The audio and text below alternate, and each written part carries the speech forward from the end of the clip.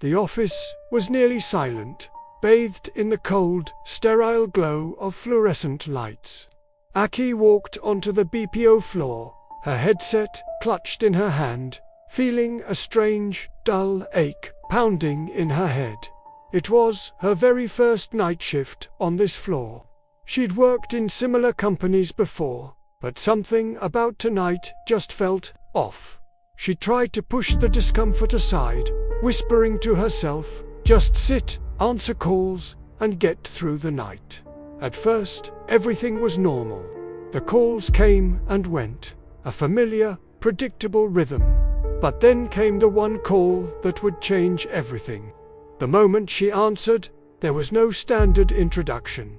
No name, no account number, nothing usual at all.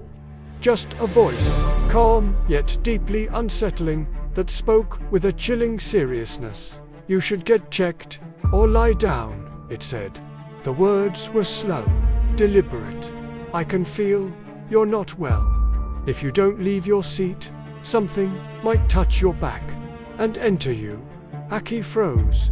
Goosebumps erupted all over her skin. An icy pressure, a palpable presence, settled behind her. It felt as if invisible hands were resting on her shoulders, heavy and cold. Her heart hammered against her ribs, a frantic drumbeat in the quiet office. She couldn't breathe. With a choked gasp, she leaped from her chair, sending her headset clattering loudly to the floor. Everyone nearby snapped their heads in her direction, their faces a mixture of alarm and confusion. Her team lead, Raoul, came running over, his expression worried. Aki, what's wrong? He asked, his voice cutting through the sudden silence. Aki struggled to find the words, her mind racing. How could she possibly explain what just happened? Finally, she just stammered, I just feel dizzy, nauseous.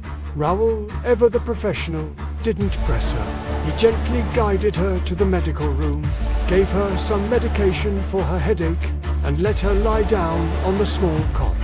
The brief rest and the medicine worked wonders. The pounding in her head eased, and she slowly started to feel like herself again. She sat up, ready to thank Raoul, and head back to her desk. But then he said something that made her blood run cold. I listened to that call, he began, his voice low and serious. He leaned in a little, his eyes wide. Aki. There was no one on the line. She stared at him, confused. What do you mean? He shook his head slowly. There was no account, no human voice, just breathing, and tiny, faint groans. He pulled out his phone and played the recording for her. The sound filled the small room. Her own voice, clear and professional, saying, "Thank you for calling," was there. But underneath it, almost imperceptible, was something else. A low, raspy whisper, like wind through dead leaves, and a soft, rhythmic breathing that wasn't hers. Aki shivered violently, the cold seeping back into her bones. That wasn't just static. It was something else entirely. The following day, she seriously considered quitting. The thought of going back to that desk, of putting on that headset, filled her with a dread so profound it made her feel sick. But she had invested so much effort to get this job. She couldn't just abandon it. So, with a deep breath, she returned.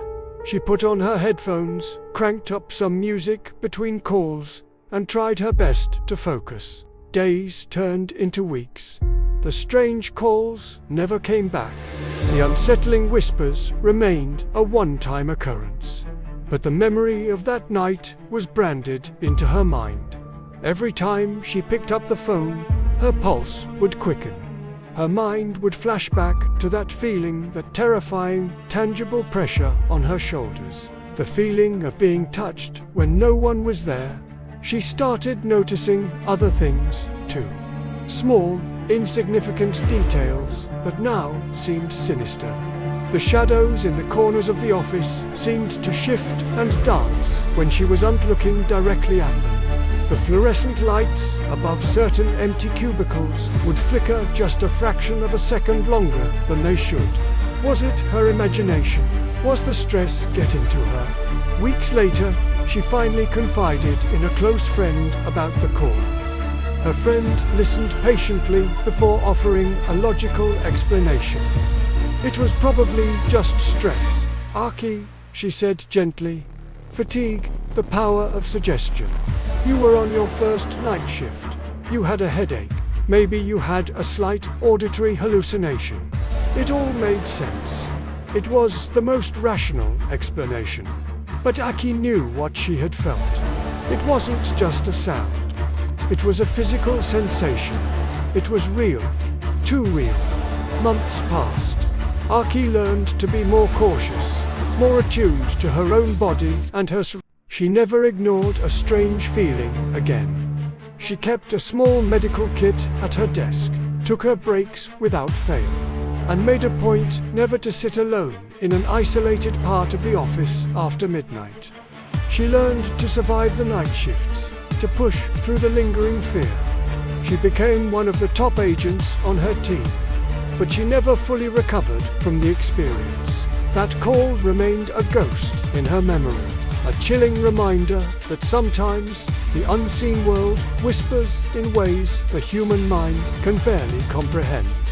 A reminder that on the other end of a deadline, something might just be listening.